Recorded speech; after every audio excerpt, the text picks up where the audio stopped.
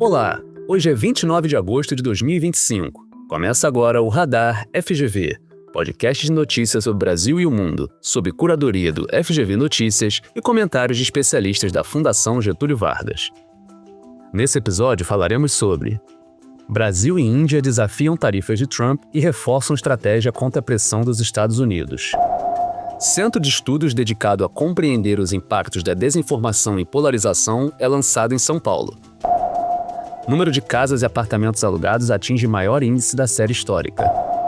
Temos também uma análise do livro Building Digital Technological Capabilities, a Global South Perspective.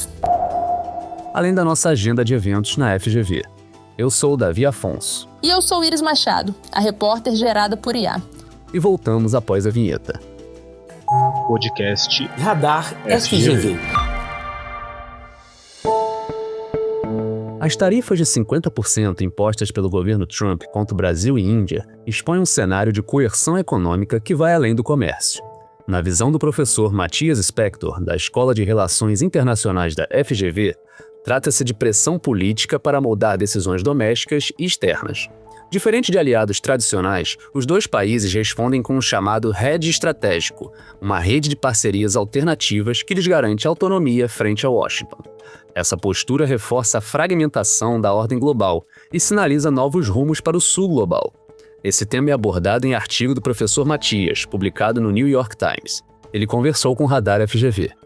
O presidente Trump, desde que chegou ao poder no início do ano, vem usando a diplomacia comercial como um instrumento para pressionar terceiros países, não só a abrir mercado ou a dar aos Estados Unidos condições preferenciais ou a reverter fluxos de comércio que agora possam beneficiar os Estados Unidos. Ele também tem usado a diplomacia comercial como fonte de pressão para mudar a política interna dos países. E é nesse contexto que ele mirou no Brasil e na Índia, duas das principais economias do mundo em desenvolvimento. No caso da Índia, foi para tentar convencer a Índia a cortar os seus laços com a Rússia. E no caso do Brasil, é para tentar forçar a Corte Suprema brasileira e o governo Lula a permitirem que o ex-presidente Jair Bolsonaro possa concorrer nas eleições de outubro do ano que vem.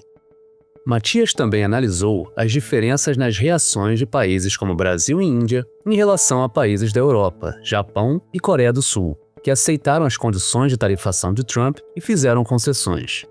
A reação da Índia e do Brasil tem sido uma reação muito diferente da reação que a gente viu na Europa, no Japão e na Coreia do Sul. Enquanto a Europa, Japão e Coreia do Sul aceitaram as demandas do Trump e fizeram concessões, ao menos nominais e num primeiro momento, tanto a Índia quanto o Brasil se recusaram a entregar essas demandas ao governo Trump. E isso tem origem em uma tradição de política externa que tanto a Índia quanto o Brasil têm, que se chama autonomia, em português.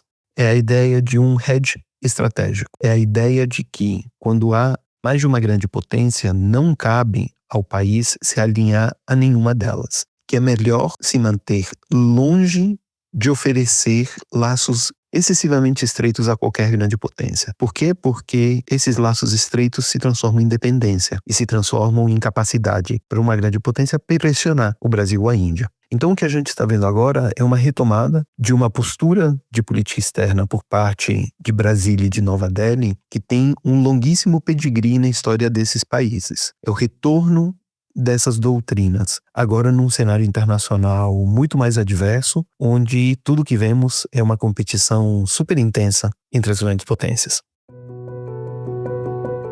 No último dia 26 de agosto, a Escola de Economia de São Paulo lançou o Connect Lab. O novo centro de estudos investiga como a desinformação se espalha em democracias, especialmente em países em desenvolvimento. Suas pesquisas revelam a urgência de estratégias adaptadas para enfrentar o problema em contextos como o Brasil, destacando o papel de acadêmicos, jornalistas e formuladores de políticas. Por meio da combinação de inteligência artificial e revisão humana, o laboratório oferece novas ferramentas para identificar notícias falsas e proteger a integridade do debate público. O coordenador do Connect Lab, professor Felipe Nunes, destacou a importância da iniciativa.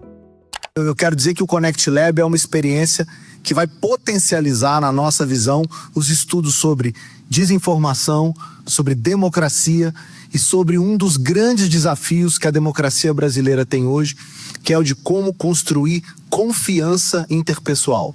Todo mundo fala muito da violência como um problema brasileiro, as pessoas falam muito sobre corrupção, sobre as desigualdades, mas tem um tema que por vezes fica esquecido, e para quem estuda economia política sabe, quando a confiança interpessoal não se constitui numa sociedade, os níveis de desenvolvimento econômico são afetados, a produção de confiança institucional é afetada e é óbvio que isso gera efeitos políticos e econômicos para esse país. A gente começou originalmente esse grupo de estudos olhando para a desinformação e agora a gente expande os interesses, né, deste centro do Connect Lab, esse laboratório que vai buscar continuar trabalhando principalmente com metodologia experimental para desvendar causas, fatores, efeitos que nos ajudem a identificar aí elementos para melhorar, como eu disse, a discussão sobre democracia, sobre confiança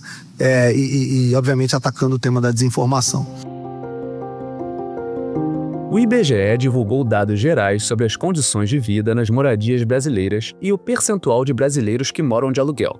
Segundo o levantamento, o número de casas e apartamentos alugados atingiu o maior índice da série histórica. Desde 2016, o crescimento registrado é de 5,6 milhões, o que representa 45% de aumento. Já o número de imóveis próprios caiu 5,2% nesse mesmo período. Em entrevista para o Jornal Nacional, Ana Maria Castelo, do FGV IBRE, comentou esse cenário. Uma mudança de comportamento, uma mudança cultural, né? De pensar assim, os nossos pais, os nossos avós, mesmo nós, né? Ter algum imóvel próprio é algo muito importante, né? Significava um momento de vida, de consolidação, né? Da situação profissional. E hoje isso já não é uma questão tão importante para o jovem. Agora recebo no podcast Iris Machado, a nossa repórter gerada em IA, especializada em artigos e pesquisas da Fundação. Seja muito bem-vinda. Obrigada, Davi. Hoje vamos falar sobre um lançamento internacional muito relevante.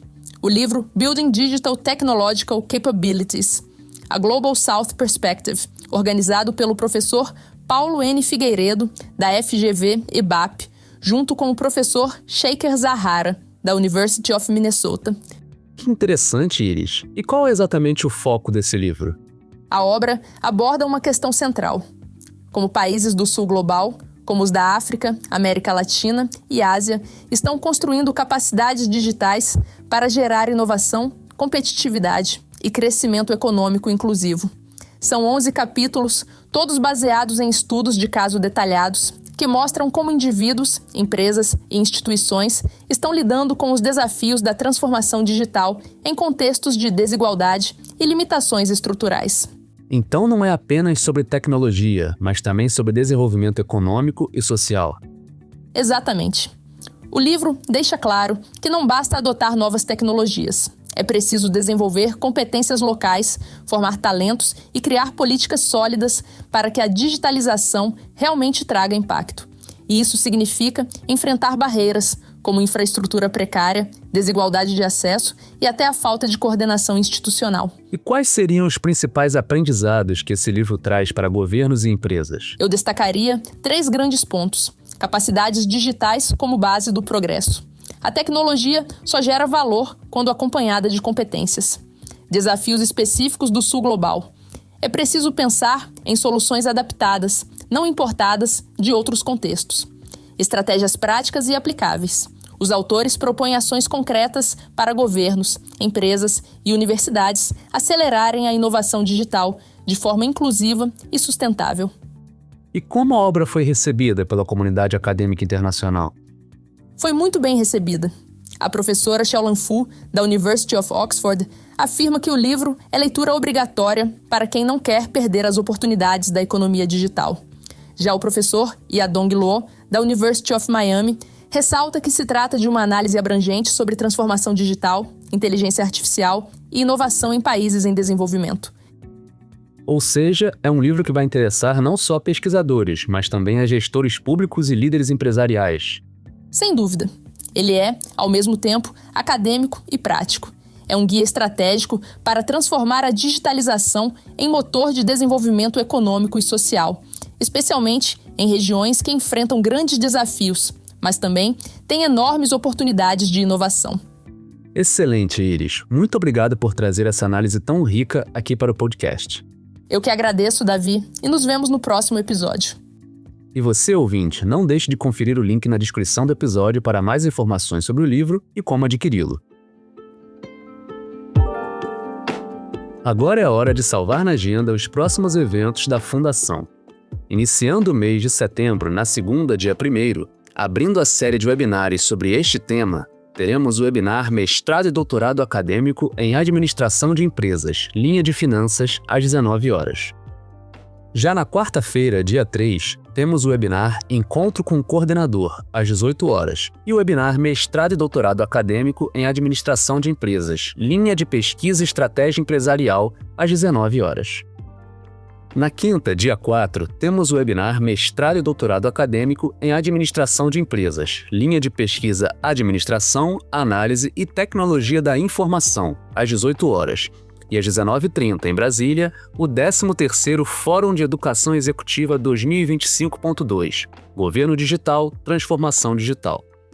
E para fechar a semana, no sábado, dia 6, temos o Experiência FGV, um dia de vivência universitária para alunos de ensino médio, às 9 horas no Rio, na sede da FGV em Botafogo, e a partir das 10 horas em São Paulo, nas unidades da Plínio Barreto, Picarolo e Itapeva. Fica por aqui o nosso Radar FGV. Nesse episódio contamos com áudios da TV Globo. Não deixe de seguir e avaliar o podcast na sua plataforma favorita. Toda sexta-feira saem episódios novos. E não deixe de conferir outras produções da Fundação Getúlio Vargas. Até a próxima!